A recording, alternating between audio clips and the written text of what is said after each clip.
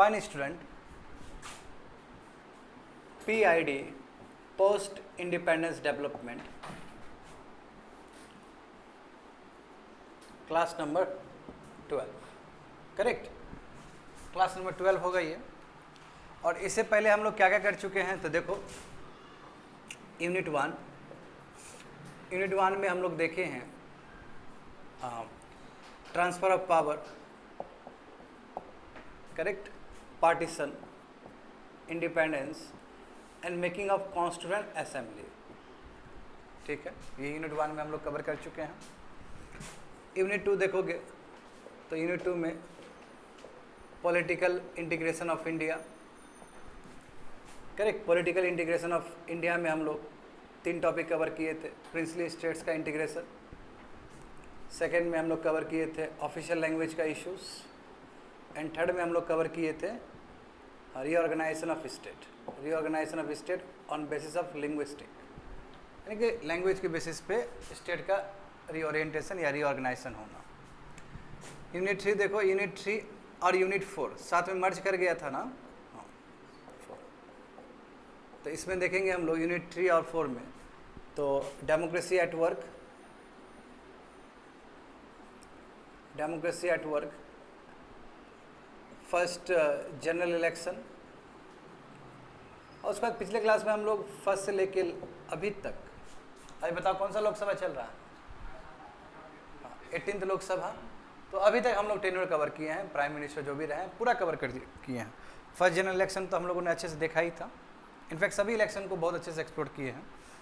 हाँ, first general election, उसके बाद जानते हो कि ये दोनों यूनिट मैच हैं, तो PM नेहरू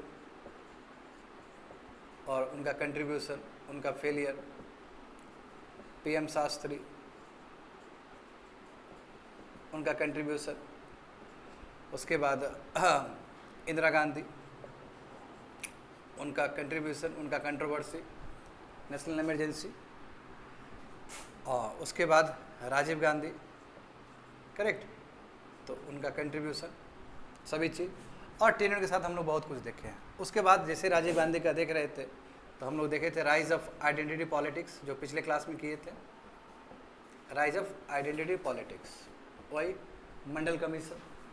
फिर उसके बाद रिलीजियस मैटर पॉलिटिक्स में कैसे आया, अयोध्या, बहुत सारा राइट्स भी, दंगा सब भी, तो बहुत कुछ देखे थे उसमें हम लोग, करेक्ट। हाँ, कैसे OBC इम्पोर्टेंट बना पॉलिटिक्स में, तो we have seen in the topic of rise of identity politics. तो ये अभी तक कवर हो चुका है स्टूडेंट, तो इसलिए मैंने कहा कि ये यूनिट 3 और यूनिट 4 साथ ही लेके हम लोग चल रहे हैं। अब हम लोग बात करेंगे यूनिट 5 का। तो यूनिट 5 में देखोगे तो planning in India, planning in India, जब भारत आज़ाद हुआ तो किस तरह प्लानिंग किया गया भारत में, कैसे भारत आगे बढ़ेगा, करेक्ट। तो सबसे फर्स्ट जो इस क्लास में हम लोग जानने वाले हैं, दैट्स 5th ईयर प्लान, पंचवर्षीय योजना, 5th ईयर प्लान। जानते हो कि भारत में 12 5th ईयर प्लान तक चला है, मतलब 12 5th ईयर प्लान भारत में है ना एग्जीक्यूट किया गया है, और 2015 में स्टॉप हो गया जब से हमारे अभी के जो प्राइम मिनिस्टर कुर्सी पे आए। बट इससे पहले भी जानते हो कि बहुत कुछ हुआ है, रोलिंग ईयर्स भी हुआ, एनुअल ईयर्स भी हुआ, प्लान हॉलीडेज़ भी हुआ, सब चीज़ समझेंगे आज क्लास में। तो 5th ईयर प्लान, और इसमें देखो टॉपिक रहेगा लैंड रिफॉर्म्स भी, लैंड रिफॉर्म्स नेक्स्ट क्लास में करने जा रहे हैं हम लोग। भूदान मूवमेंट सब उसको डिटेल्स में देखेंगे। फिर एग्रीकल्चर रिफॉर्म्स, वही एग्रीकल्चर लैंड रिफॉर्म साथ ही मैच कर जाएगा, ग्रीन रेवोल्यूशन सबसे उसको मैच कर लोगे।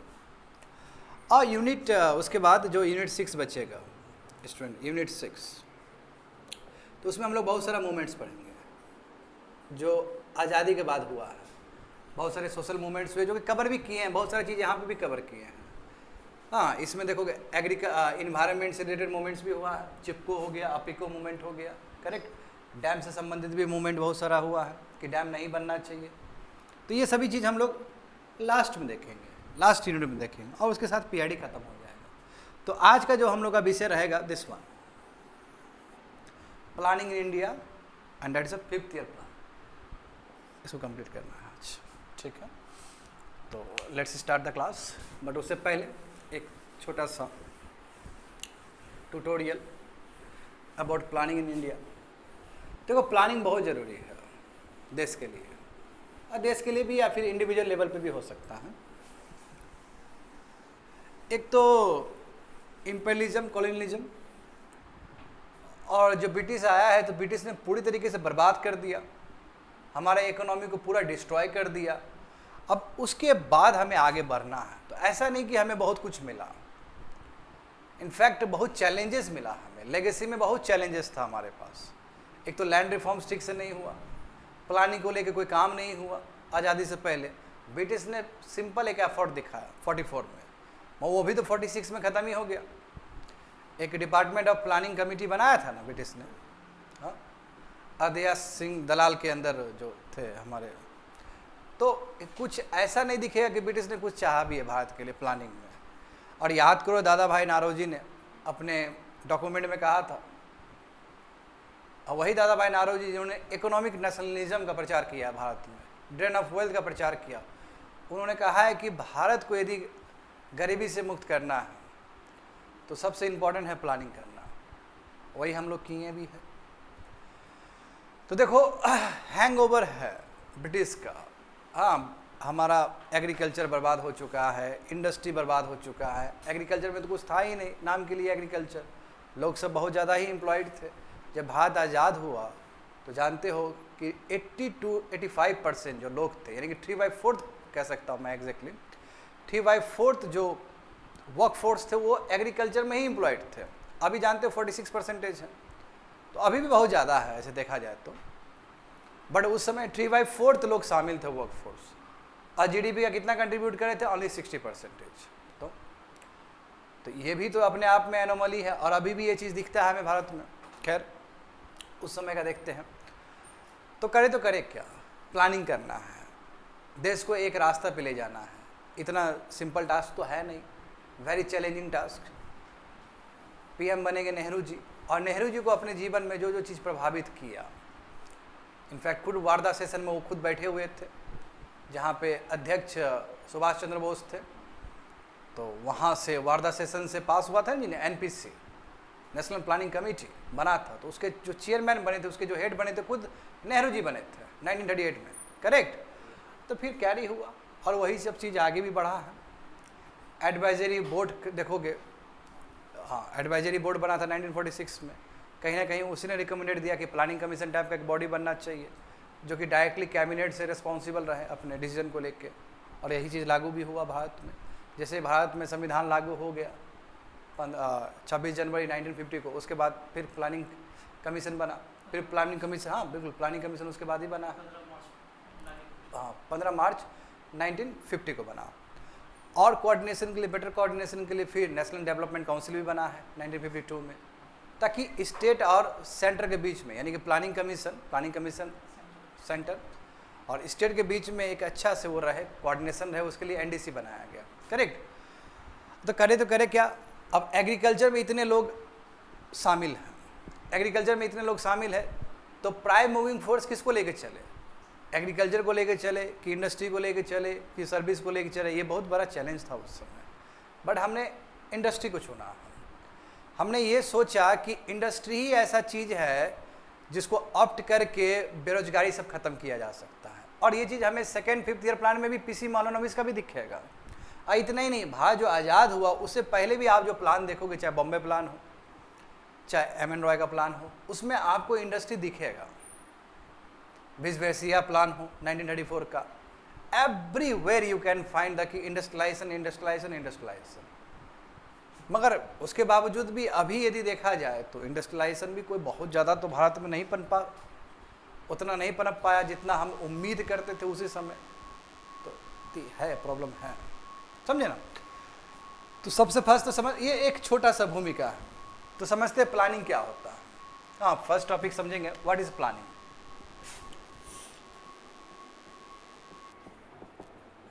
प्लानिंग का मतलब क्या होता है? देखो, प्लानिंग के अंदर जो एलिमेंट्स होंगे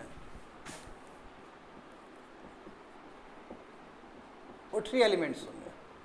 फर्स्ट क्या है स्टूडेंट, एलोकेशन ऑफ रिसोर्सेज, यानी कि जो भी आपके पास पैसा रुपया है, जो भी आपके पास खजाना है, जो भी आपके पास संसाधन है, चाहे वो कैपिटल हो, मैन पावर हो, एलोकेशन ऑफ रिसोर्सेज, रिसोर्सेज को एलोकेट करना एक प्लानिंग का सबसे फर्स्ट एलिमेंट होगा।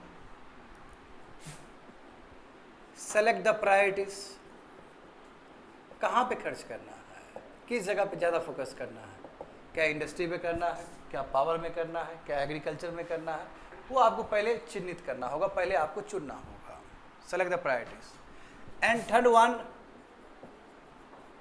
Means of production and distribution, कैसे प्रोडक्शन किया जाए और कैसे डिस्ट्रीब्यूशन किया जाए, तो वो भी एक प्लानिंग का ही हिस्सा है।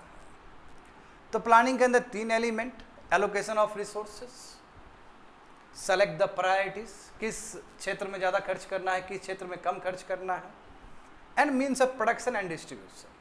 Means of production and distribution का मतलब क्या है, कब प्रोड्यूस करना है, कैसे प्रोड्यूस करना है, क्यों करना है, कहाँ देना है, कहाँ भेजना है, ये सभी चीज़ प्लानिंग का ही हिस्सा है स्टूडेंट, समझे। तो प्लानिंग में देखोगे तो प्लानिंग बहुत टाइप का हो सकता है। प्लानिंग रीजनल प्लानिंग भी हो सकता है और नेशनल लेवल पे भी प्लानिंग हो सकता है, या तो रीजनल प्लानिंग हो सकता है। और क्या भारत में रीजनल प्लानिंग नहीं हुआ है? क्या भारत में हुआ है रीजनल प्लान। बात करेंगे दामोदर वैली कॉर्पोरेशन का, तो ये रीजनल प्लानिंग ही था, करेक्ट। जो दामोदर वैली कॉर्पोरेशन है, जो कि 1948 में ही बन गया था स्टूडेंट, सबसे पहला प्रोजेक्ट है जो तैयार हो गया भारत में, वो हुआ इस्टेब्लिश्ड हुआ, तैयार हो गया था 9 DB से। ये रीजनल प्लानिंग का रिजल्ट है। रीजनल प्लानिंग का कंट्री प्लान नहीं करेंगे, एक छोटे छोटे जगह प्लान करेंगे। और देखो ये क्या है, दामोदर वैली कॉर्पोरेशन, ये मल्टीपर्पज़ प्रोजेक्ट है, ये मल्टीपर्पज़ प्रोजेक्ट है। इसका मतलब पावर के लिए भी, इरिगेशन के लिए भी और फ्लड वगैरह रोकने के लिए भी। ये 1948 में ही बन के तैयार हो गया था, समझे। अच्छा, दामोदर वैली कॉर्पोरेशन कहाँ पे? बंगाल रीजन, दामोदर बंगाली रीजन है जी। तो ये हो गया। और ये मॉडल लिए कहाँ से कि जब कंट्री इतना बड़ा हो और रीजन पे फोकस किया जाए, तो ये जो मॉडल लिए हम लोग यूएस से लिए हैं। We have taken this model from the US से। यूएसए का बहुत सारा जगह पे इस तरह का प्लानिंग किया गया था, तो वहाँ से हम लोग लिए। और यूएसए में वही 1960 में ये अप्लाई हुआ था, वही 1916 के आसपास हुआ था, तो हमने ये इसको लिया। हाँ, अनडाउटली एक तो रीजनल प्लानिंग हो गया। अब जो होगा नेशनल प्लानिंग। नेशनल प्लानिंग मतलब ब्रॉड लेवल पर प्लानिंग, नेशंस के लिए प्लानिंग करना है। और नेशनल प्लानिंग के लिए भारत ने किस कंट्री को चुना है अपना मॉडल? यूएसएसआर। क्योंकि यूएसएसआर में जानते हो स्टेलिन ने लागू कर दिया, स्टार्ट कर दिया 1928 से ही 5th ईयर प्लान से, पंचवर्षीय योजना से।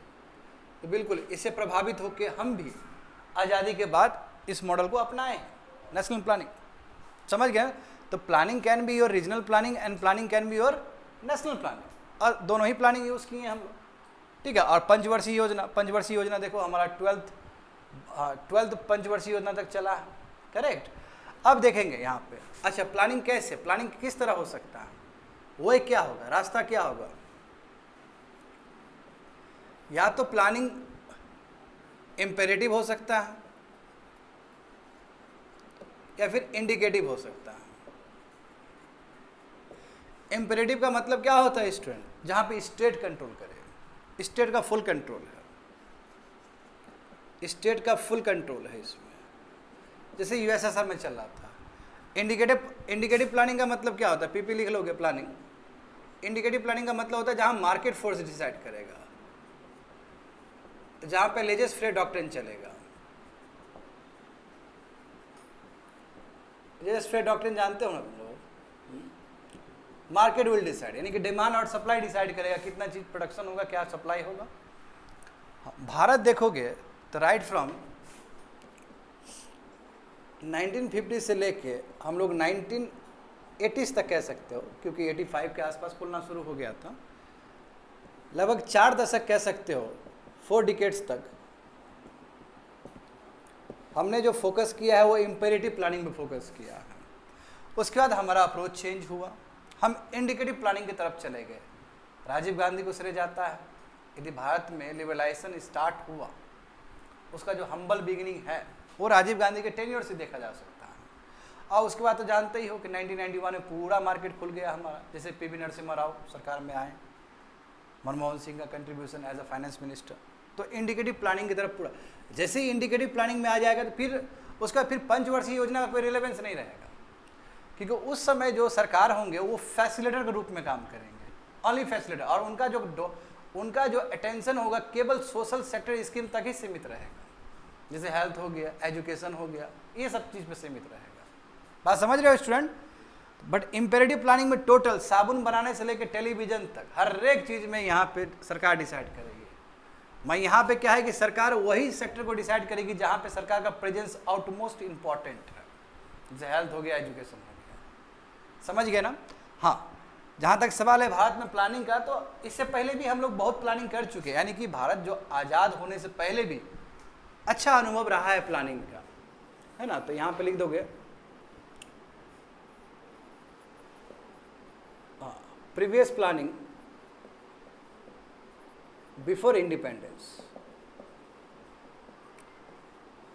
इंडिपेंडेंस से पहले क्या क्या प्लानिंग हुआ था? तो नंबर 1 क्रोनोलॉजिकल ऑर्डर में लिखो, विश्वेश्वरैया प्लान 1934 का। हाँ, तो ये प्लान क्या था, कितना ईयर के लिए बोले थे ये? 10 ईयर के लिए, बिल्कुल। और यहाँ पे भी जो फोकस एरिया था वो इंडस्ट्रियलाइजेशन ही था, और बोले थे कि 10 साल में कम से कम पर कैपिटा इनकम या नेशनल इनकम को डबल कर देना, समझ गए? तो ये फर्स्ट प्लान हो गया विश्वेश्वरैया प्लान। नंबर 2 प्लान देखेंगे हम लोग। हाँ, उसका जानते हो कि वार्धा सेशन आईएनसी का 1938, जहाँ पे एससी बोस चेयरमैन थे, यानी कि हेड थे, प्रेसिडेंट थे, तो बनाया गया। क्या बनाया गया? तुम्हारा एनपीसी, नेशनल प्लानिंग कमेटी, और उसके जो चेयरमैन बने हैं, कौन बने हैं? नेहरू जी बने हैं। और ये जो रिपोर्ट सौंपे हैं वो 1949 को सौंपे थे, रिपोर्ट 1949 को सौंपे थे। बिल्कुल, ये रिपोर्ट भी कहीं ना कहीं बहुत काम आएगा फॉर द प्लानिंग, क्योंकि प्लानिंग जानते हो कि 1950 के बाद, 51 के बाद, इनफैक्ट 50 के बाद शुरू हुआ। प्लानिंग कमीशन तो बन गया, मैं जानते हो फर्स्ट पंचवर्षीय योजना कहाँ से स्टार्ट हुआ, कौन से ईयर से स्टार्ट हुआ? 51, करेक्ट, 51 से 56 तक चला, करेक्ट। तो वार्धा सेशन। हाँ, उसके बाद देखोगे तो और भी बहुत सारा चीज़ हो जाएगा। हाँ, वार्धा सेशन के बाद देखोगे, हालांकि हाँ बॉम्बे प्लान भी ले सकते हो, बॉम्बे प्लान 1944 का।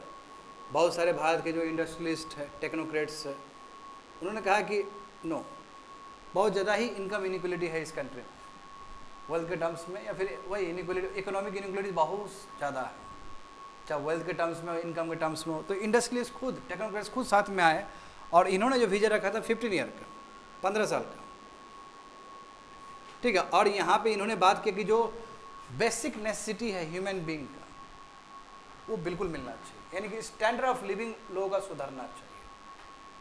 रोटी कपड़ा मकान शिक्षा स्वास्थ्य, है ना, कम से कम ये जितना रिक्वायरमेंट है उससे थोड़ा ज़्यादा होना चाहिए आदमी के पास। तो हम कह सकते हैं कि जो स्टैंडर्ड लिविंग, स्टैंडर्ड जो लिविंग है वो बेटर होना चाहिए, शुड बी अपग्रेडेड। तो ये बॉम्बे प्लान हो गया, समझ गए ना? तो ये आज़ादी से पहले, भारत के आज़ादी से पहले क्या क्या प्लानिंग चला है, इसमें और भी ऐड कर सकते हो। जैसे इसमें देखो गांधीयन प्लान ऐड कर सकते हो, गांधीयन प्लान, बिल्कुल 1944। गांधीयन प्लान में क्या था? वही सोशलिस्टिक अप्रोच है इसमें, कि जो विलेज हो कैसा हो, सेल्फ रिलायंट हो, सेल्फ कंटेंट हो, कॉटेज इंडस्ट्री हो, क्योंकि कॉटेज इंडस्ट्री जितना खोला जाएगा उतना विलेजर्स लोग को नौकरी मिलेगा, रोजगार मिलेगा। ये गांधीयन प्लान। उसके बाद बात करेंगे जो पीपल्स प्लान कहते हैं हम लोग, हाँ, पीपल्स प्लान, एम.एन. रॉय का, एम.एन. रॉय का, जानते हो एम.एन. रॉय, कम्युनिस्ट। तो इनका मानना था कि जी बिल्कुल एग्रीकल्चर, जहाँ पे लोग पहले से ही वर्कफोर्स डिपेंडेंट है, बिल्कुल उसको नेग्लेक्ट करने की जरूरत नहीं है। नहीं तो देखोगे जैसे बॉम्बे प्लान में भी बात था, इंडस्ट्री को ही लेके बात था कि इंडस्ट्री को आगे बढ़ाने की जरूरत है, इसमें भी देखोगे बिल्कुल वारदा में भी तुमको इंडस्ट्री दिखेगा, बिस्बेरिया में तो इंडस्ट्रियलाइजेशन ही है। मगर people plan M N Roy में बोला कि नो, एग्रीकल्चर को भी आपको आगे ले जाना होगा, एग्रीकल्चर अलॉन्ग विथ इंडस्ट्री, तब जाके पीपल का लिविंग स्टैंडर्ड बदलेगा। ठीक है, इस पे बात की है, बिल्कुल विलेज लेवल पे भी बात हुआ कि विलेज और बेटर बनना चाहिए। और ब्रिटिश की तरफ से भी कुछ एफर्ट दिखेगा तुम लोग को कि ब्रिटिश का देखो, ब्रिटिश टाइम में भी 1944 में स्पेशली एक डिपार्टमेंट बना था, department of planning committee, correct, planning and, हाँ प्लानिंग कमेटी, ऐसे कुछ प्लानिंग कमेटी बना, बट उसको 46 में ख़त्म कर दिया गया। तो एक कह सकते हो कि दिखावटी कह सकते हो प्रेशर जो क्रिएट हुआ होगा। अच्छा, 1944 में कौन थे? वाइस रॉय, हाँ वेबल थे बिल्कुल, और एटली होंगे वहाँ पे प्राइम मिनिस्टर। ठीक है, ये हो गया। अब उसके बाद देखेंगे, हाँ जो इसके बाद जो हुआ है very very important, fourth one, that is देखोगे वहाँ पे एडवाइजरी बोर्ड कमेटी होगा। ये बहुत इंपॉर्टेंट है स्टूडेंट, ये बहुत इंपॉर्टेंट है एडवाइजरी, हाँ बोर्ड कमेटी, ये भी 1946 का ही होगा।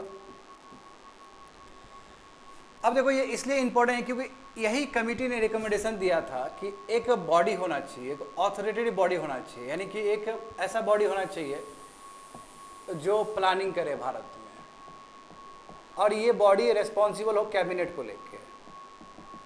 कहीं ना कहीं यही आइडिया है जिसकी वजह से बाद में जाके आपका प्लानिंग कमीशन बना। प्लानिंग कमीशन का जो हम्बल बिगिनिंग कह सकते हो या जो ब्रेन चाइल्ड कह सकते हो, एडवाइजरी बोर्ड कमेटी है। बात समझ रहे हो स्टूडेंट? तो ये हो गया आज़ादी से पहले क्या क्या था। ठीक है, मिटा दे ये।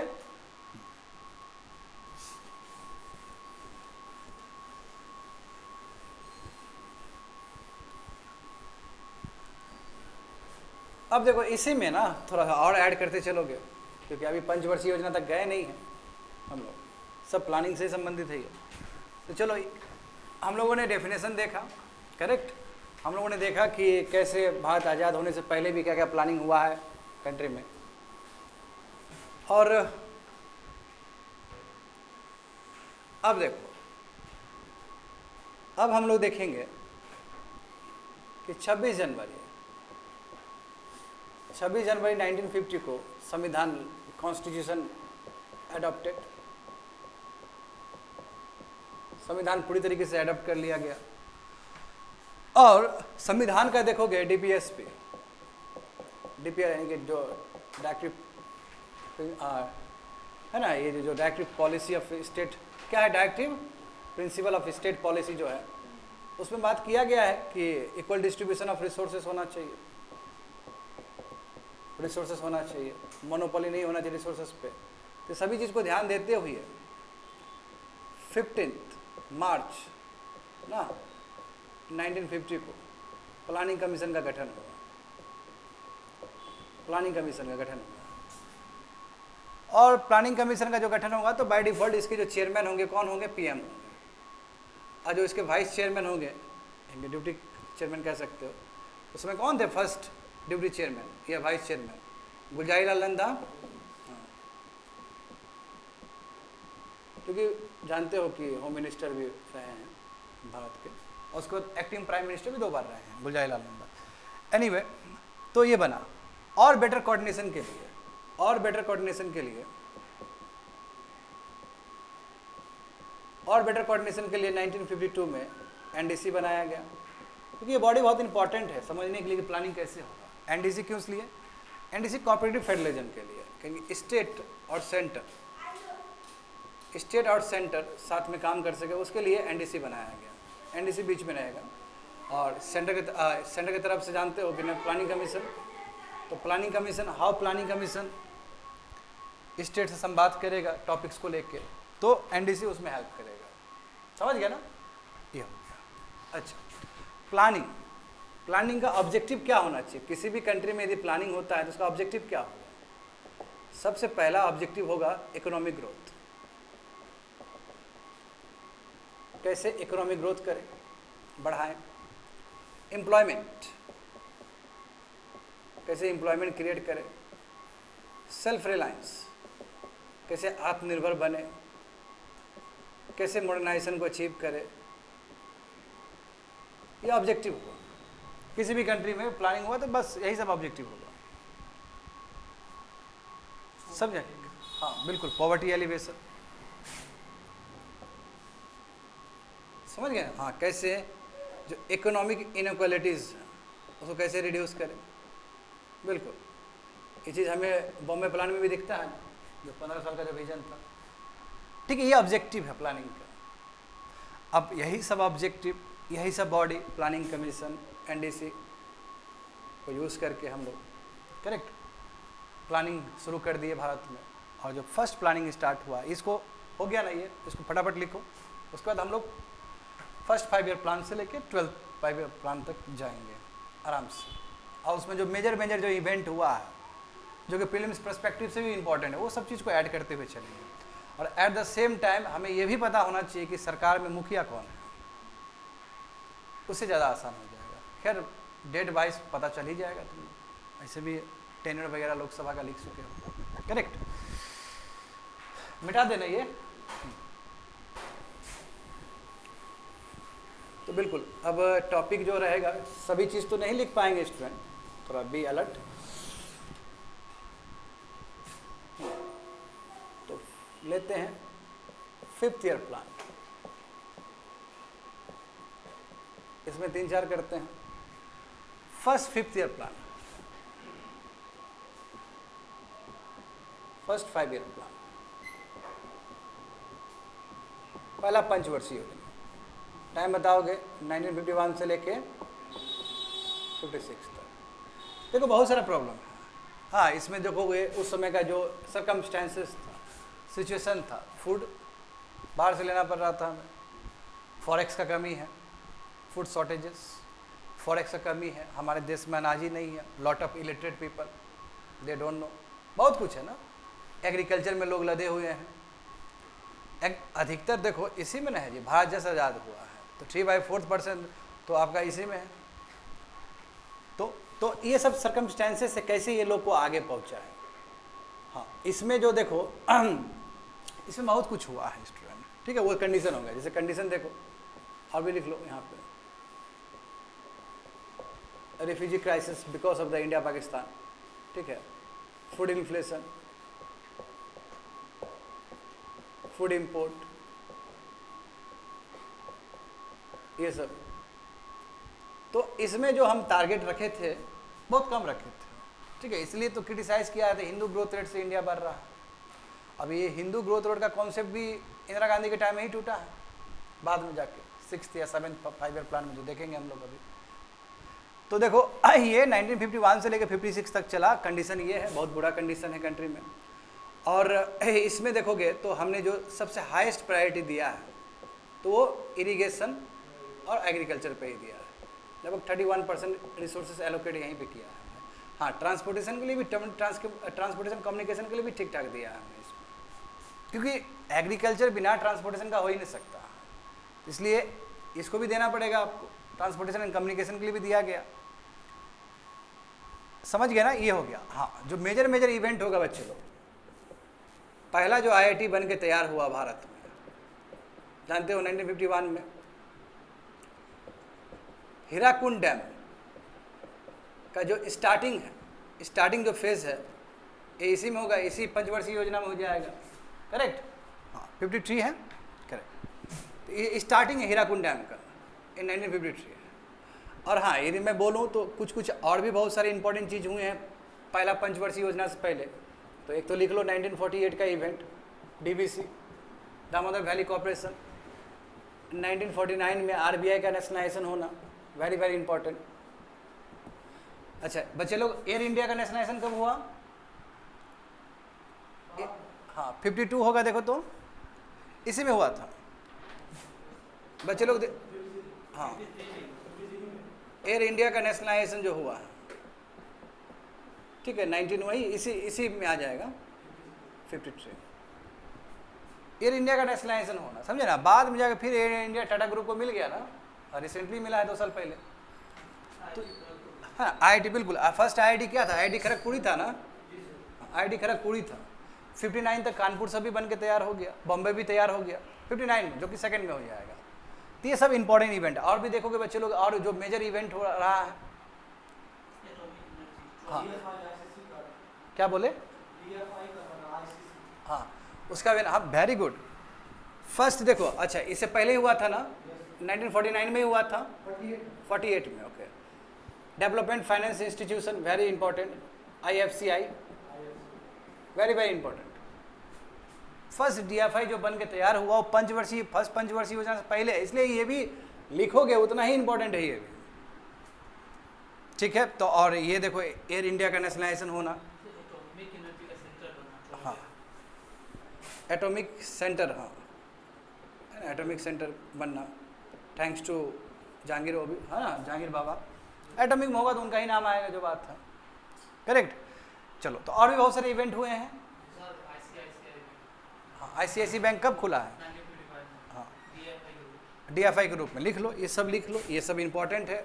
उसके very good, Bhakra Nangal dam का भी स्टार्ट होना 55 में, SBI नेशनलाइज हुआ 55 में, है ना, 55 में। ये सब पॉइंट लिख लोगे, सभी हम नहीं लिखा पाएंगे यहाँ पे, कुछ कुछ पॉइंट लिख लोगे तुम लोग भी, ठीक है। ये हो गया फर्स्ट पंचवर्षीय योजना।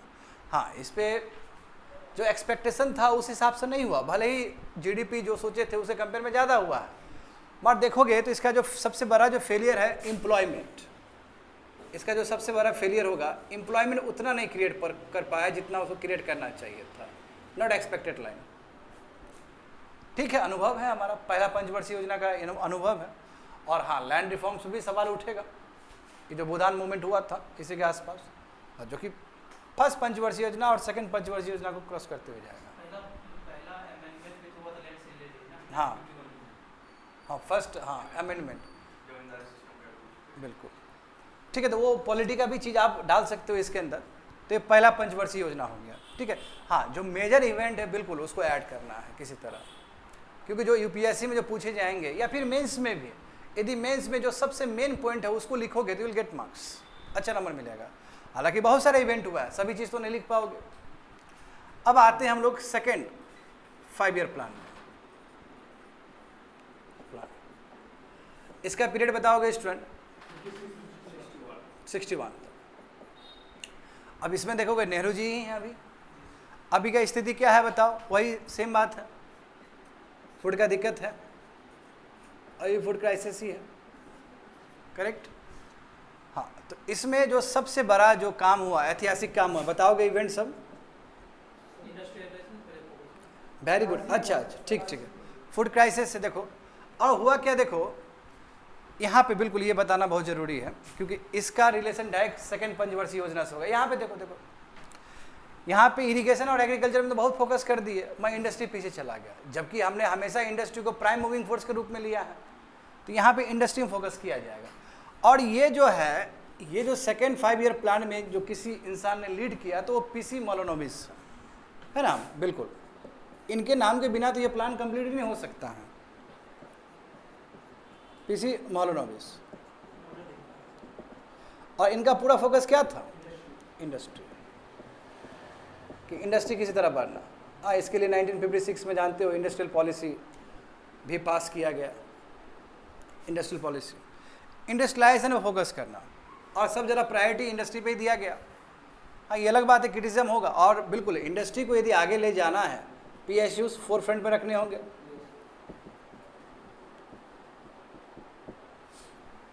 तो ये, हाँ सॉरी, वेरी गुड, इसमें जो है वही बेसिक और हैवी इंडस्ट्री, बिल्कुल ये सब बहुत की पॉइंट है, बेसिक एंड हैवी इंडस्ट्री, क्योंकि जब बेसिक और हैवी इंडस्ट्रीज का डेवलपमेंट होगा, जाहिर सी बात है जो एंसिलरी इंडस्ट्रीज है वो अपने आप डेवलप्ड हो जाएगा। इस पर यह भी बात था स्टूडेंट, कि जो कंज्यूमर गुड्स है वही ड्यूरेबल गुड्स जो खाते हैं हम लोग, कंज्यूमर गुड्स और जो कैपिटल गुड्स है वो भारत में ही प्रोड्यूस हो, कंज्यूमर गुड्स और कैपिटल गुड्स भारत में ही प्रोड्यूस। कैपिटल गुड्स का मतलब क्या होता है, मशीन्स, समझे ना। और जितना इंडस्ट्री आगे बढ़ेगा उतना एग्रीकल्चर भी आगे बढ़ेगा, सही बात है ना। जितना इंडस्ट्री में मॉडर्नाइज होंगे उसका डायरेक्ट असर एग्रीकल्चर भी पड़ेगा।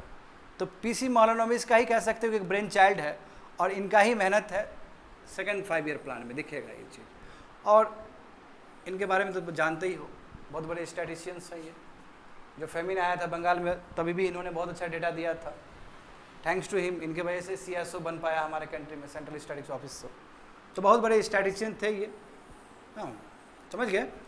तो ये सेकेंड 5 ईयर प्लान हो गया। हाँ, इसमें और इवेंट देखो, जब देखोगे इसमें इवेंट सब जो मेजर इवेंट हुआ, चलो ये तो हो गया, ये पर्पस हो गया। इसमें PSUs वही इंडस्ट्रीज पर, इसमें इवेंट बताओगे मेजर इवेंट स्टूडेंट। हाँ, अप्सरा, इंडिया का first nuclear reactor, Apsara first nuclear reactor. और बताओगे major event. Sorry, Hirakud dam, बिल्कुल हीराकुंड डैम फुल कंप्लीट, बिल्कुल हीराकुंड डैम कंप्लीट हो गया। IIT बम्बे बन के तैयार हो गया इसमें। Very good, very important point, nationalisation of LIC बहुत इंपॉर्टेंट पॉइंट है ये, क्योंकि LIC न्यूज़ में रहा है रिसेंट टाइम में, समझे ना। जो रिसेंट टाइम में रहा है उससे संबंधित आप हिस्ट्री में पढ़ रहे हो, जान रहे हो, तो वो ज़्यादा इंपॉर्टेंट हो जाता है, नेशनलाइजेशन ऑफ LIC। और मेजर इवेंट बताओगे तुम लोग। हाँ, first TB in India, IIT Madras और IIT कानपुर 59 तक बन के तैयार हो गए, करेक्ट। हाँ चलो, वो चूँकि एक IIT है तो नहीं लिख रहे हैं वो। और बताओ और कुछ बड़ा इवेंट। खालिद भी KVIC है ना, ये बन के तैयार हुआ, ठीक है, समझ गए। तो ये सेकेंड 5 ईयर प्लान। और भी बहुत सारे पॉइंट्स हो गए प्रीलिम्स पर्सपेक्टिव से, उसको थोड़ा ऐड ऑन कर लेना। अब बात करते हैं हम लोग, अच्छा अब बात करेंगे थर्ड 5 ईयर प्लान का। तो 1961 से लेके कितना हो जाएगा इसका बताओ, 66 तक है ना। इसमें देखो नेहरू जी भी हैं और प्लस शास्त्री जी भी हैं, लाल बहादुर शास्त्री भी जी हैं, दोनों ही होंगे, कंट्रीब्यूट करेंगे इसमें। अब इसमें देखो, अब इसमें तो जान ही रहे हो बहुत कुछ हुआ है ना। इसमें चाइना वार हो गया है ना, पाक वार हो गया।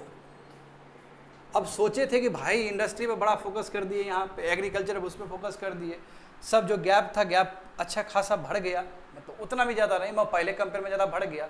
तो अब हमारा इकोनॉमी जाएगा एकदम ऑटो पायलट स्टेज पे, मैं ऐसा नहीं हो सकता, क्योंकि जब आप वार में इन्वॉल्व रहिएगा तो डिफेंस में फोकस करिएगा, डिफेंस में आपका एलोकेशन चला जाएगा, तो जो मेन जगह पर फोकस करना था वहाँ फोकस नहीं होगा। तो जितना हम उम्मीद लगाए थे बिल्कुल नहीं, उसका आधा भी लगभग नहीं होगा। तो यानी कि ये मिजरेबल फेलियर है हमारे लिए, समझा। और उस समय देखो ड्राउट कंडीशन भी बना है, याद करो ड्राउट कंडीशन। तो हम कह सकते हैं कि थर्ड 5 ईयर प्लान भारत के लिए एक फेलियर है बिकॉज ऑफ द सर्कमस्टेंसेस। समझ रहे हो स्टूडेंट। अब देखो, अब करें तो करें क्या। और हाँ, इसमें जो देखेंगे एक कंट्रीब्यूशन, क्योंकि लाल बहादुर शास्त्री थे तो हम्बल बिगनिंग हो चुका था ग्रीन रेवोल्यूशन का, हम्बल बिगनिंग पूरी तरीके से नहीं। सी सुब्रमण्यम याद करो, है ना, सी सुब्रमण्यम आए ना ministry of food and agriculture के रूप में, उन्होंने बहुत काम किया। एग्रीकल्चर से रिलेटेड यूनिवर्सिटी भी खोले गए, सीड कॉर्पोरेशन ऑफ इंडिया का भी स्थापित किया गया, याद करो। तो हम्बल बिगनिंग स्टार्टिंग पॉइंट है ग्रीन रेवोल्यूशन का। इसका असर तुमको उधर दिखेगा, रोलिंग ईयर में दिखेगा, रोलिंग प्लान में दिखेगा, वही एनुअल हॉलीडेज में दिखेगा तुमको। यह है समझ में। अब बताओ इसमें मेजर इवेंट बताना है तुमको, इस बीच में मेजर इवेंट क्या क्या हुआ। IDBI का बनना वेरी इंपॉर्टेंट, IDBI का 64 में बनना, हाँ बिल्कुल, एज अ DFI के रूप में बनना, बिल्कुल लिखो, जहाँ जहाँ DFI की बात होगा बिल्कुल लिखो उसको। IDBI डेवलपमेंट फाइनेंस इंस्टीट्यूशन के रूप में स्थापित हुआ। और जानते हो कि 90s के बाद फिर उसको बैंक के रूप में उसको मर्ज कर दिया गया। IDBI, हाँ, म्यूचुअल फंड 63। और मेजर इवेंट बताओगे स्टूडेंट। ये हो गया, सॉरी, हाँ वेरी इंपॉर्टेंट, जब FCI का होना। अब बताओ FCI इसलिए बनाए थे ताकि बाहर का जो सामान आए इंपोर्ट हो तो उसको हम लोग रख सके, ठीक है। और बिल्कुल CACP, वेरी गुड, CACP, ये CACP कितना इंपॉर्टेंट बॉडी है, MSP जो है ना डिटरमाइन करता है। अभी देखो MSP कैसे डिटरमाइन होता है, A2 + FL + 50%, MS Swaminathan commission जो कमीशन का जो रिपोर्ट है, हाँ, बात समझ रहे हो, CACP। और ये क्या अटैच बॉडी है मिनिस्ट्री ऑफ एग्रीकल्चर के अंदर, CACP। तो अभी कितना क्रॉप्स पे दिया जाता है MSP, 23 क्रॉप्स पे, और 1 क्रॉप्स पे लीगल गारंटी है, that is FRP for sugar cane. तो चलो ये सब स्टार्ट हुआ, करेक्ट। और बताओगे जो मेजर इवेंट हुआ जो उस लाइक है, नेहरू जी, लाल बहादुर शास्त्री का, बिल्कुल, ताशकंद एग्रीमेंट, हाँ ठीक है, ताशकंद एग्रीमेंट इसके साथ ही जुड़ा रहेगा।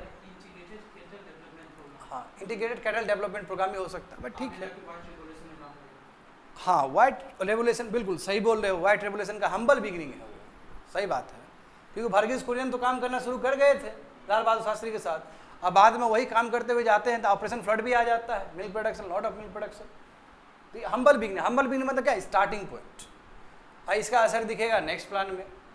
ये समझ गए तो ये मेजर इवेंट हुआ है ना, 3rd 5 ईयर प्लान में। तो वी हैव सीन, हम अभी तक 3 5 ईयर प्लान देख चुके हैं, फर्स्ट पंचवर्षीय योजना, सेकंड पंचवर्षीय योजना, and third one is your, हाँ।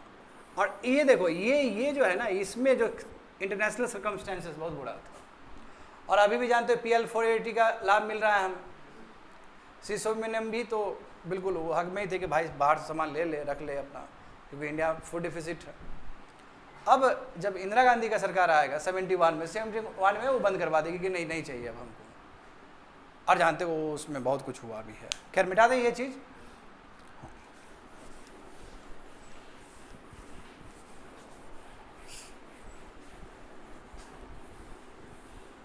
तो बिल्कुल कंटिन्यूएशन में रहेगा ये चीज़।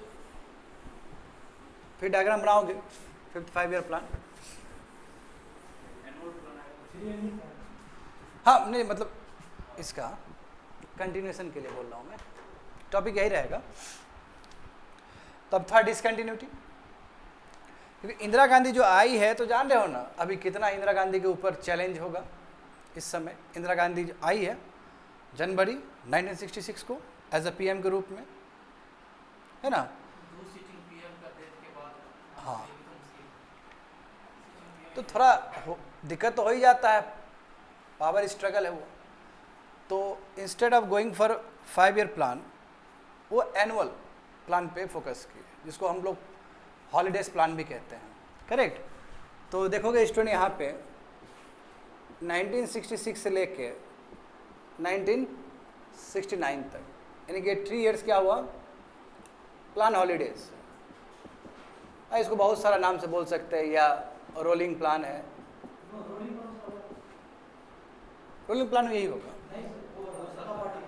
किसका, जनता पार्टी का, ओके। या एनुअल, हाँ एनुअल, वही एनुअल प्लान हॉलीडेज है ये, एक साल में किया जाएगा। मैं ऐसा नहीं कि नहीं है कंट्रीब्यूशन, 69 में आई तो जानते हो तुम लोग 10 पॉइंट प्रोग्राम के साथ आ गई ना। और ये 10 पॉइंट प्रोग्राम कितना काम किया है, और इसमें क्या नहीं हुआ है स्टूडेंट। ग्रीन रेवोल्यूशन शुरू हो गया, मतलब हम्बल बिगिनिंग तो लाल बहादुर शास्त्री के टाइम में ही हो गया था, अब यहाँ से आगे जाएगा ग्रीन रेवोल्यूशन। और देखो 10 पॉइंट प्रोग्राम में क्या नहीं था, हाँ उसमें याद करो, इसमें देखो 1969 याद करो बच्चे लोग, वेरी इंपॉर्टेंट ईयर है ये। हाँ 1969 को देखो 14 जो बैंक है उसको नेशनलाइज किया गया। अब इस चीज़ को लेके मोरारजी देसाई में डिसएग्रीमेंट भी हुआ था। मोरारजी देसाई बोले थे ना कि मत करिए बैंक का नेशनलाइजेशन मत करिए, समझे। 1969 में और भी इवेंट हुआ, देखो जरा, हाँ वेरी गुड, 1969 में लीड बैंक स्कीम, हाँ लीड बैंक स्कीम, यानी कि हर गांव में या हर डिस्ट्रिक्ट में एक बैंक होगा जो लीड करेगा, और उसके हिसाब से बाकी बैंक काम करेंगे। लीड बैंक स्कीम, ठीक है 69। हाँ इसरो का फॉर्मेशन होना, इसरो बिल्कुल 1969, वेरी इंपॉर्टेंट। हालांकि इसका हम्बल बिगिनिंग तो जान तो 62 में ही हो गया था, हाँ ठीक है। ये इवेंट हुआ। और बताओ इसमें जो मेजर इवेंट हुआ हो, MRTP, हाँ वो भी इम्पोर्टेंट है। MRTP ट्रेड मोनोपोली को ख़त्म करने के लिए MRTP लाया गया, ठीक है। और बताओगे जो मेजर इवेंट हुआ है, इतना ही है। चलो तो ठीक है, हुआ है ना जी, 14 बैंक का नेशनलाइजेशन होना कम है क्या?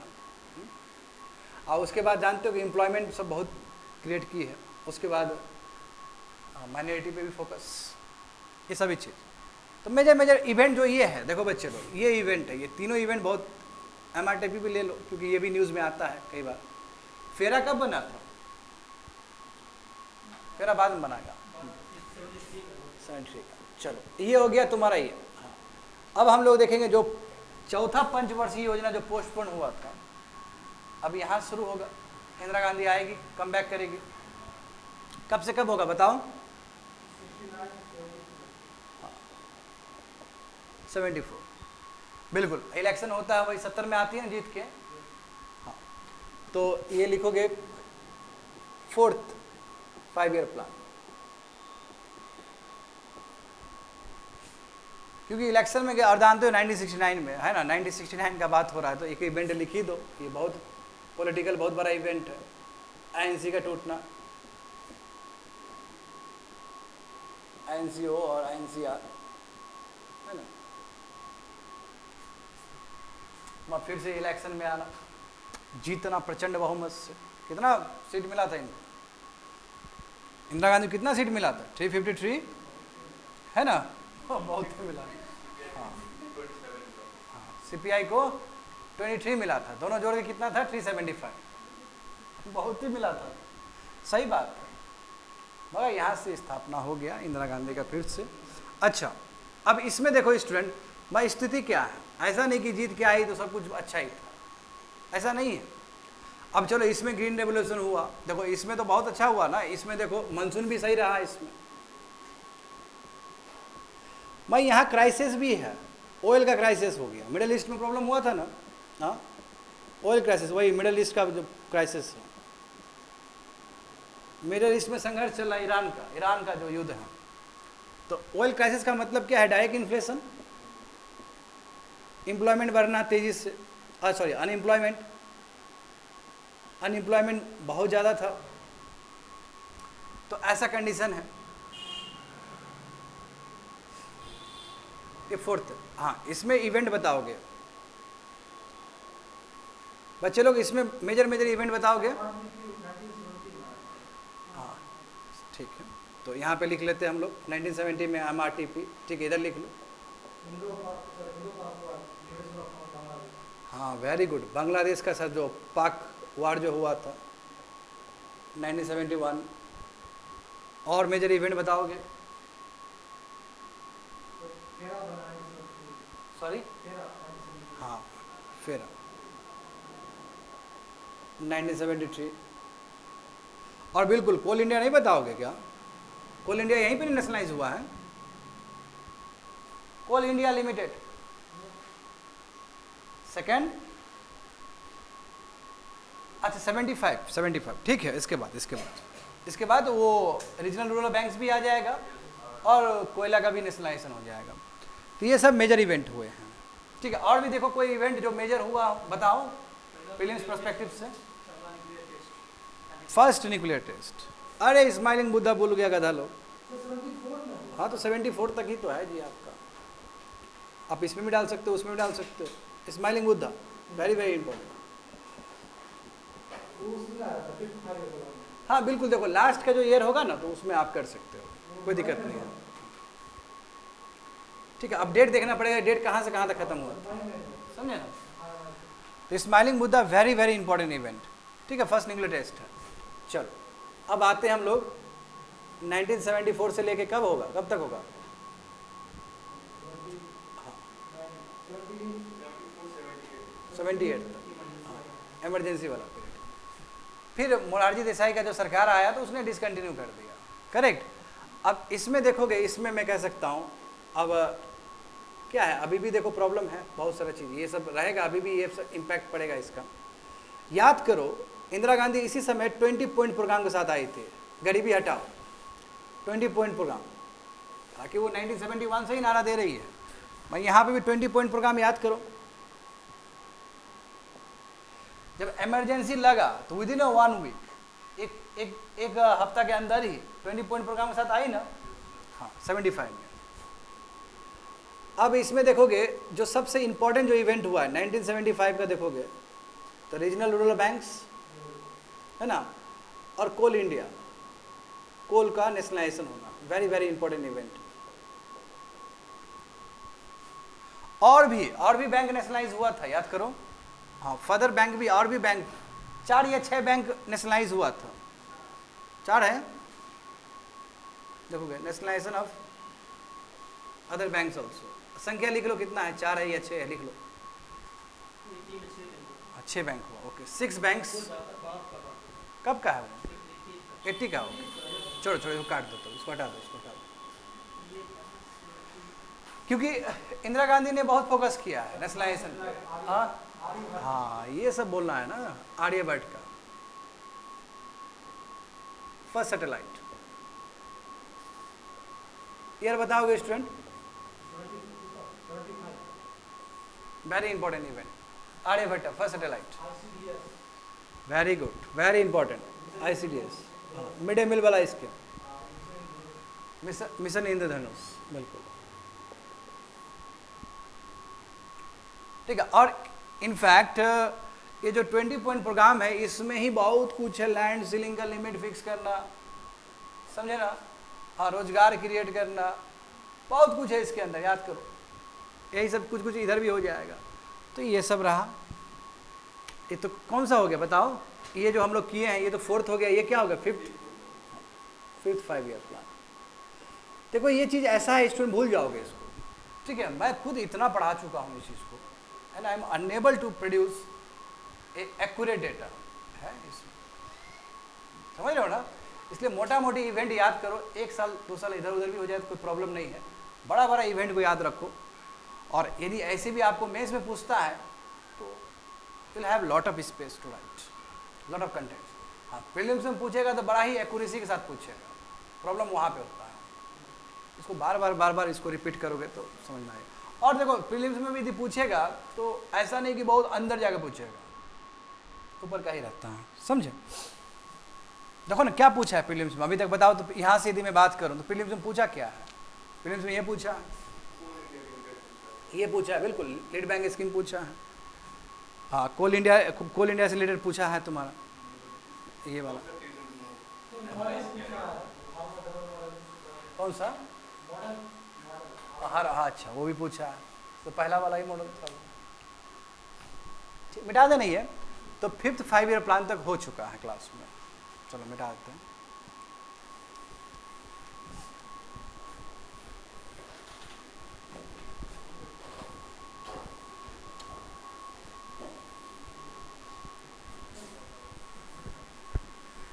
चलो तो आप जानते हो तुम लोग जनता पार्टी का सरकार, करेक्ट। तो 1978 से लेके 80 कह सकते हो, है ना। इसको बोलेंगे हम लोग रोलिंग प्लान।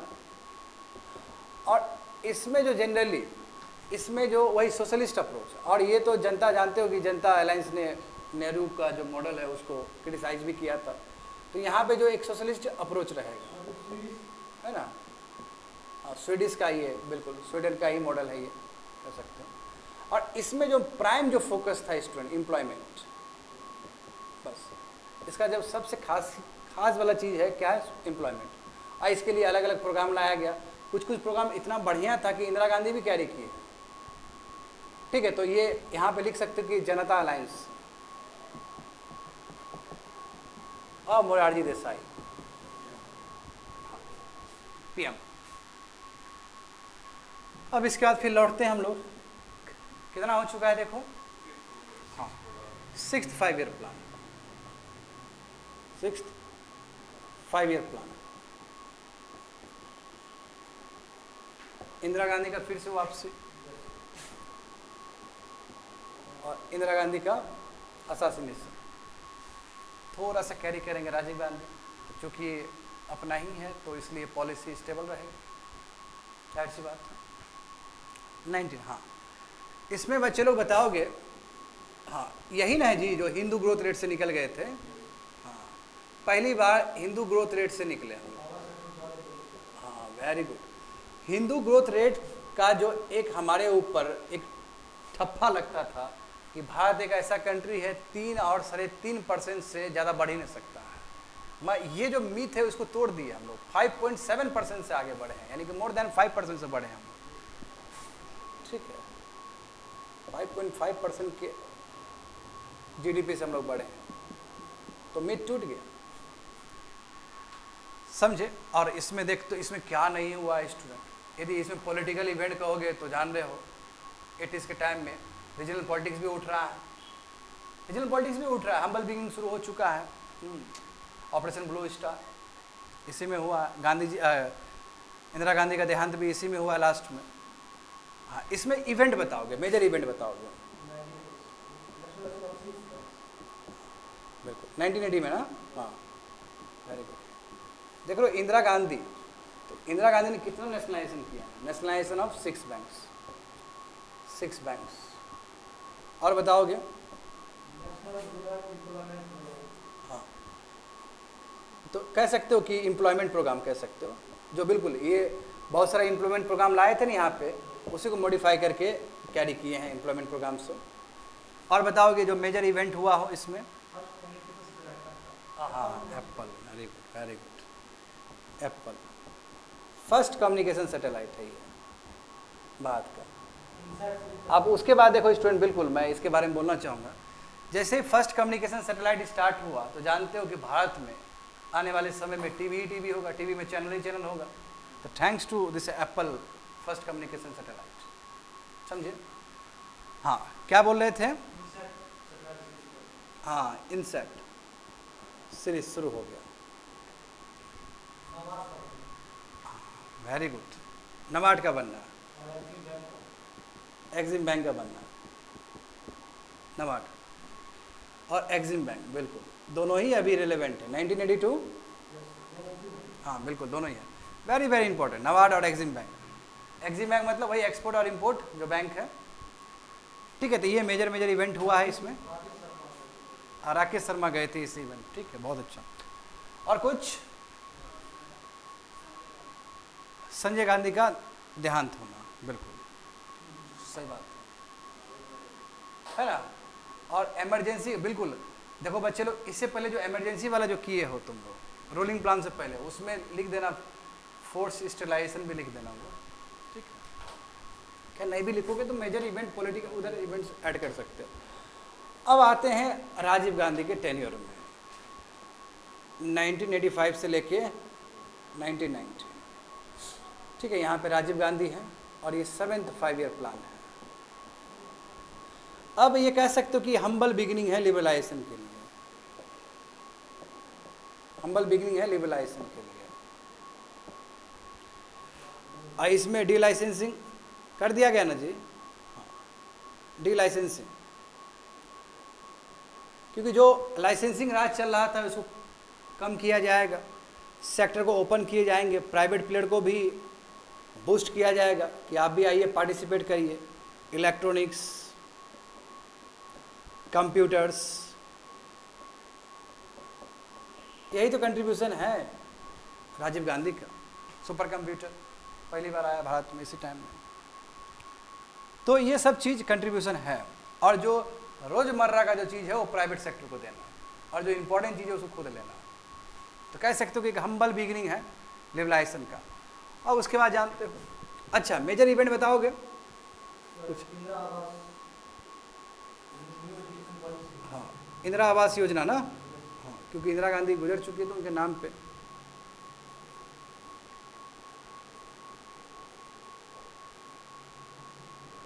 योजना और बताओगे स्टूडेंट? न्यू, हाँ very important, new education policy, very national education policy नया है, क्योंकि पहले जो था उसके कंपेयर में बहुत नया है ये। इसमें मिनिस्ट्री चेंज किया गया, नाम बताए होंगे पहले, है ना, ह्यूमन रिसोर्स जो डेवलपमेंट जो HRD मिनिस्ट्री यहीं से आया। पहले एजुकेशन मिनिस्ट्री था, फिर HRD मिनिस्ट्री, और फिर अभी प्रेजेंट में मोदी जी ने एजुकेशन मिनिस्ट्री कर दिया इसको, ठीक है। तो ये हो गया। और बताओ? वेरी गुड, सेबी का बनना और हाँ national highway authority of India, SIDBI का भी बनना 90 में ना, सिडबी, सिडबी जान रहे हो ना, वही एमएसएमई के लिए ये रीफाइनेंसिंग इंस्टीट्यूशन है, फंड ऑफ फंड, अरे हाँ वही, मतलब रीफाइनेंसिंग यानी कि डायरेक्ट नहीं देगा वो एमएसएमई को, वो दूसरे बैंक को देगा एमएसएमई के लिए, वेरी वेरी इंपॉर्टेंट। चलो तो ये तो हो गया 7th 5-year प्लान। अब जानते हो अभी अनस्टेबिलिटी है, तो 90 से लेकर 91 तक पॉलिटिकल अनस्टेबिलिटी है। हमने देखा है यहाँ पे 3 PM को देखा है, यहाँ फर्स्ट PM कौन देखे थे, कौन सा देखे थे, बीपीस है ना, हाँ नेशनल फ्रंट, उसके बाद हम लोग देखे चंद्रशेखर, करेक्ट, हाँ उसके बाद बताओगे, हाँ नरसिम्हा राव, अब नरसिम्हा राव आएंगे तो वो कैरी कर पाएंगे 5 year, फिर उसके बाद coalition, correct. But Narasimha Rao आने का मतलब हुआ स्टूडेंट कि एलपीजी आना 91 से लेके 96 तक होगा, हाँ करेक्ट। और ये जो एरा है ये एलपीजी का एरा है, एरा ऑफ एलपीजी, नरसिम्हा और मनमोहन रिजीम। अब इसके बाद पंचवर्षीय योजना हाँ रिडेंडेंट हो जाता है, सुनिए ना, इसका यहीं तक रेलेवेंस, ये जो 7th 5-year प्लान तक ही रेलेवेंस, क्योंकि देखो इसमें वही बात है कि प्राइवेट प्लेयर आएगा, लिख लो यहाँ पे प्राइवेट प्लेयर का पार्टिसिपेशन होगा, वही है। अब यहाँ पे ये लिख सकते हो, इंपेरेटिव प्लानिंग कर रहे थे ना शुरू में, यहाँ पे लिख लो इंडिकेटिव प्लानिंग।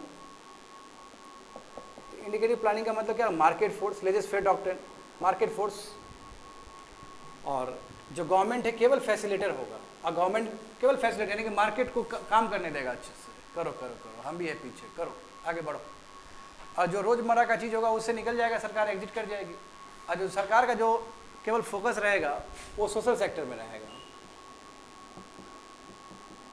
सोशल सेक्टर्स में।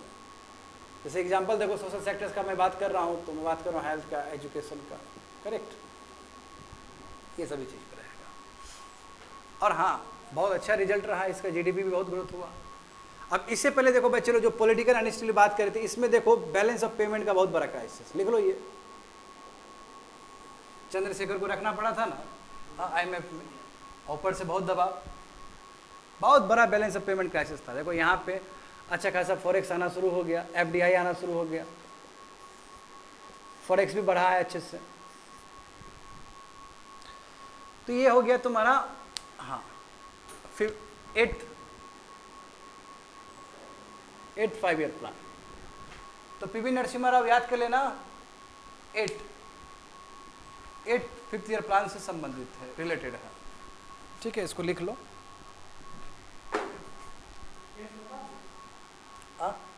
है ना जी, 7th हो गया ना, और ये 8th 1 91 से लेके 96 तक ये खत्म हो चुका है। अब बिल्कुल ये नहीं मैं बात कर रहा हूँ, 91 से बात कर रहा हूँ, I am talking about this plan जिसमें पीवी नरसिम्हा राव रहेंगे प्रधानमंत्री। ये तो बिल्कुल ये एनुअल प्लान है और इसमें कुछ खास तो हुआ नहीं है, इसमें स्थिति तो भारत का बहुत खराब था। अच्छा हाँ ये हो सकता है, इसको ठीक कर लो स्टूडेंट।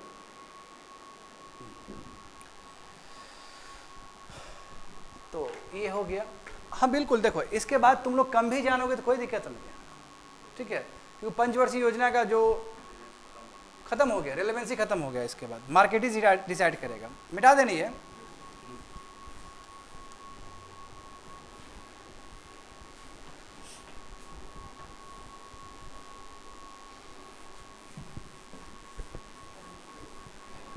तो याद रख लेना स्टूडेंट, कुछ पंचवर्षीय योजना किसी लीडर के साथ उसको रिलेट करके देखना ज़्यादा बेटर रहेगा। जैसे पीवी नरसिम्हा राव का देख लिए 8 के साथ, इंदिरा गांधी का भी देख लेना, इंदिरा गांधी कितना है उसमें, है ना, अच्छा खासा उनका है, एक उनका उसमें भी था, एनुअल हॉलीडेज में भी था समझे। एनीवे अब यहाँ पे देखते हैं 9। तो देखो अब 9 से पहले स्थिति क्या था, देखो तो अब जब पीवी नरसिम्हा राव गए, है ना, याद करो स्टूडेंट, 1996 से लेके 1999 तक कह सकते हो, इसमें याद करो 8 तक कह सकते हो कि उसके बाद तो फिर सरकार बनी गया। बिल्कुल बिल्कुल। इसमें क्या क्या हुआ है जानते हो, अटल बिहारी वाजपेयी का सरकार 13 दिन का, उसका फिर देवगौड़ा हो गए लगभग एक साल का, फिर आई.के. गुजराल जो कि लुपिस्ट पॉलिसी लाए थे 1 साल के लिए, फिर से चुनाव होना, अटल बिहारी वाजपेयी का आना 13 महीना के लिए, फिर से चुनाव होना, अब फिर अटल बिहारी वाजपेयी का वापस आना। तो 2 साल के अंदर 3 सरकार, अब फिर नया इलेक्शन होगा, तो नया इलेक्शन के बाद फिर से अटल बिहारी वाजपेयी लौटेंगे विथ एनडीए टीम। तो ये बीच का इवेंट है, क्योंकि जब ऐसा स्थिति हो पॉलिटिकल अनस्टेबिलिटी, खाक प्लानिंग होगा, प्लानिंग ही नहीं होगा। तो अब तुम लोग बताओगे 9th 5th ईयर प्लान का ड्यूरेशन क्या होगा। देखो उस 97 से 2002, इसमें कह सकते हो अटल बिहारी वाजपेयी हैं, ठीक है, लास्ट में अटल बिहारी वाजपेयी हैं। और बिल्कुल अटल बिहारी वाजपेयी ने भी बहुत अच्छा काम किया है, ठीक है। ये जो टेलीकॉम सेक्टर हो, याद करो AGR का मामला आया था कि नहीं आया था, तो टेलीकॉम सेक्टर में अच्छा खासा काम किया इन्होंने।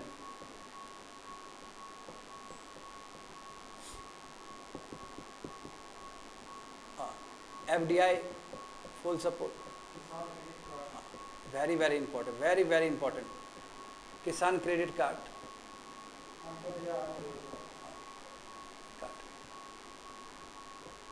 अंत्योदय अन्न योजना, हाँ वेरी इंपॉर्टेंट, बिल्कुल आज ही चर्चा हुआ था क्लास में, प्रधानमंत्री ग्राम सड़क योजना। ये बताओगे, ईयर बताओगे 2000। उस समय अटल बिहारी वाजपेयी ने कहा था कि 2010 तक हम पूरा कनेक्ट कर देंगे, नहीं हो पाया, कोई बात नहीं। हाँ, सर्व शिक्षा अभियान बिल्कुल 2001 में, तो ठीक है, ये रहा, समझ गए ना। उसके बाद देखेंगे हम लोग 10th 5 ईयर प्लान। ये कब से कब हुआ स्टूडेंट, देखो तो इसके कुछ पीरियड में अटल बिहारी वाजपेयी रहेंगे, करेक्ट, 2004 तक, 2002 से, और फिर मनमोहन जी आ जाएंगे। तो इसमें देखो मेजर जो रिफॉर्म्स आया क्या है, अभी तो देखो जाहिर सी बात है LPG और मजबूत हो जाएगा, है ना, FDI से बना शुरू हो जाएगा, एग्रीकल्चर पे काम होगा, इंडस्ट्री पे काम होगा, करेक्ट। हाँ, इसमें बहुत कुछ हुआ है स्टूडेंट, ठीक से देखो,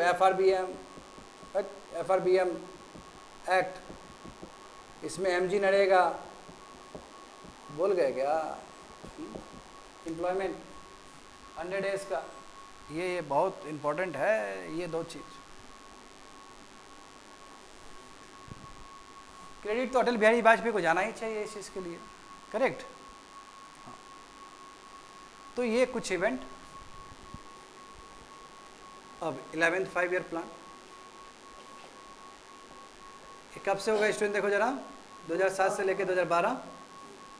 हाँ, इसमें देखोगे मेजर इवेंट, देखो इसमें, हाँ, इसमें नेशनल फूड सिक्योरिटी एक्ट आ गया था ना, हाँ 2013 में आया इनफैक्ट। देखोगे इसमें देखो तो इम्पोर्टेंट चीज़, हाँ ठीक है, इंश्योरेंस। और बताओ कुछ इवेंट ऐसा, कुछ उतना ही रेलेवेंस नहीं है, इसको बस लिख लो। मैंने कहा ही है कि बस पीरियड याद कर लो, कोई रिलेवेंस नहीं रहेगा। और 12th 5th ईयर प्लान देखो ना, वो 2012 से होगा और 17 तक जाएगा, बीच में टूट जाएगा ये, है ना। 2015 में क्या होगा, नीति आयोग रिप्लेस करेगा किसको, प्लानिंग कमीशन को। तो जो NDC का जो कॉन्सेप्ट हो इरेलेवेंट हो गया पूरा, नीति आयोग के अंदर सब नेशनल प्लानिंग भी NDC सब दोनों ही सब्सिड हो जाएगा इसके अंदर। 1 जनवरी बिल्कुल करेक्ट बोल रहे हो, 1 जनवरी है, 1 जनवरी। और उसके बाद बिल्कुल अपने हिसाब से सेक्टोरल होगा प्लानिंग प्रोसेस। हाँ 2007 में आया था। ठीक है, इसमें लिख लो, नेशनल फूड सिक्योरिटी मिशन। बिल्कुल स्टूडेंट, देखो इसमें याद करने की जरूरत नहीं है इनफैक्ट, ठीक है। इसमें ना कुछ कुछ चीज़ याद कर लो। ये वाला जो चीज़ है, ये वाला चीज़ हो गया। यहाँ पे देखो सबसे इंपॉर्टेंट चीज़ ये हो गया, किसान क्रेडिट कार्ड पूछा जाता है यूपीएससी में इससे, समझे। और इसमें तो कोई उतना रेलेवेंट नहीं है, नीति आयोग चूँकि अभी से संबंधित है तो उसको याद कर लेना चाहिए हमें। तो इस तरह है ना 12th 5th ईयर प्लान खत्म हुआ। वहाँ जो क्रिटिक्स का क्रिटिसिज्म भी होगा कि क्यों ऐसा चुना गया, इंडस्ट्री को क्यों फोकस किया गया, एंड व्हाट वी गेट। तो पंचवर्षीय योजना से ही संबंधित होगा, यानी कि प्लानिंग। मैं हल्का से लिखा था यहाँ पे, प्लानिंग को लेकर क्रिटिसिज्म। प्लानिंग को लेकर क्रिटिसिज्म ये होगा कि इंडस्ट्री को क्यों आखिर प्राइम मूविंग फोर्स के रूप में स्वीकार किया गया, जबकि उस समय 3/4 वर्क फोर्स एग्रीकल्चर में था, तो एग्रीकल्चर को लेना चाहिए था। इंडस्ट्री क्यों पहला? हालांकि काउंटर भी होगा इसका, क्योंकि इंडस्ट्री पे फोकस करेंगे तो ऑटोमेटिकली एग्रीकल्चर भी मॉडर्नाइज हो जाएगा। मगर सवाल ये है कि जो चीज़ हम चुने क्या उसको प्राप्त कर पाए? तो प्राप्त तो नहीं कर पाए इंडस्ट्री। अभी भी इंडस्ट्री देखो ना, कुछ नहीं है, सेम ही रह गया। एलपीजी के टाइम में भी सेम, अभी भी टाइम, और पहले जो आए तो वो भी लगभग कोई ज़्यादा फ्रूटफुल तो रहा नहीं, समझे। ये हो गया। अब दूसरी बात है कि क्या पीएसयूज को इतना जो मोनोपोली दिया गया 4 डिकेड्स तक, क्या ये सही था? इस पर भी क्वेश्चन मार्क उठता है। पीएसयूज को आप फोर फ्रंट में रख दिए, पीसी मोनोनोबिस, अब तो रेट टेपिजन हो गया, ब्यूरोक्रेटिक हडल्स हो गया, लाइसेंसिंग राज हो गया, दुनिया भर का चीज। क्या ये सही है? समझे। हाँ, सवाल इस पे भी उठता है कि जो ग्रीन रेवोल्यूशन आप किए तो कंट्री को कितना फायदा हुआ, कितना बढ़िया। तो मिलेट्स उग रहा था बहुत सारी जगह पे, वो भी खत्म हो गया। एमएसपी का जो मैकेनिज्म आया, क्या वो सही है गलत है, उस पर भी एक डिबेट है अभी भी, ठीक है। तो एमएसपी इस कितना फायदा हुआ ग्रीन रेवोल्यूशन से? पहले ही आप ग्रीन रेवोल्यूशन थोड़ा आप किए ध्यान से, आगे तो गया ही नहीं, नेक्स्ट फेज में कभी हुआ ही नहीं। आप बोलते रहे कि ईस्टर्न इंडिया में भी करना है, ईस्टर्न इंडिया में कभी नहीं कर पाया आप। और उससे इन्वायरमेंट पे कितना इम्पैक्ट पड़ा, ये भी है।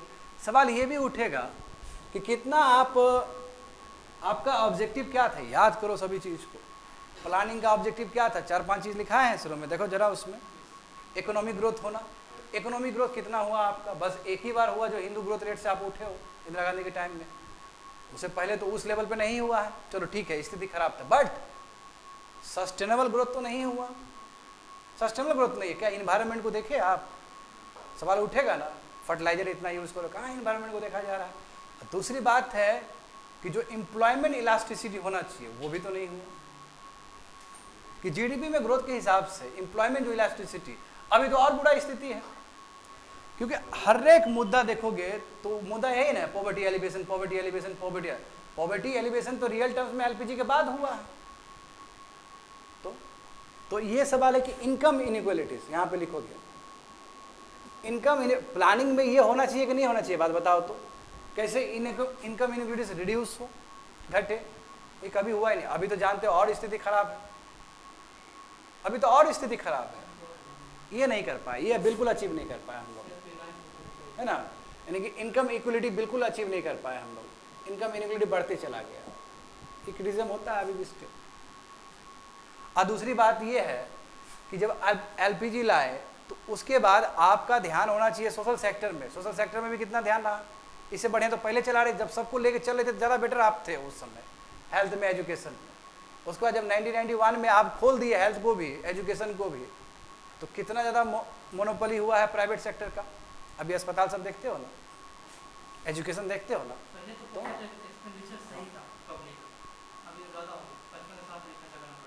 हाँ पॉकेट एक्सपेंडिचर ना। मैं ये बोल रहा हूँ, नहीं समझे स्टूडेंट। जब सरकार सभी चीज़ को देख रही थी, सरकार यदि सब चीज़ को ख्याल करके चल रही थी, तो उस समय कहीं ना कहीं स्वास्थ्य और एजुकेशन ठीक था। मतलब 1991 के बाद सरकार को जिस जगह पे खड़ा रहना चाहिए था, जिस जगह को आगे ले जाना चाहिए, जिस सेक्टर को, उस सेक्टर में भी सरकार उतना अच्छे से नहीं ले गई है। तो वो भी तो आपका प्लानिंग का ही हिस्सा है। सरकार को जिस हिसाब से फैसिलिटेटर बनना चाहिए, चलो मार्केट के लिए आप बन गए, अच्छी बात है, but what about the social sector schemes? अभी भी समस्या है कि नहीं है? हेल्थ को लेके, एजुकेशन को लेके, प्राइवेट कॉलेज का बढ़ने का मतलब क्या हो? क्वालिटी खराब होना। प्राइवेट हेल्थ केयर का बढ़ने का मतलब क्या हो? क्वालिटी प्लस क्वालिटी ठीक होना बट पैसा लगना। तो ये अभी भी डिबेट हो सकता है इस चीज़ पे। और जो जीडीपी का ग्रोथ होना, देखो अमर्त्य सेन ने बोला था ना एक चीज़ कि जो जीडीपी का ग्रोथ होना चाहिए वो सस्टेनेबल होना चाहिए और साथ साथ ह्यूमन कैपिटल होना चाहिए। जब तक आदमी कैपिटल नहीं बनेगा तब तक कोई फायदा नहीं है उस जीडीपी का। तो ये सब क्रिटिसिज्म रहेगा प्लानिंग का, बट जो भी हो, इसी के साथ हम लोग आगे बढ़े हैं। That's it, completed about planning in India.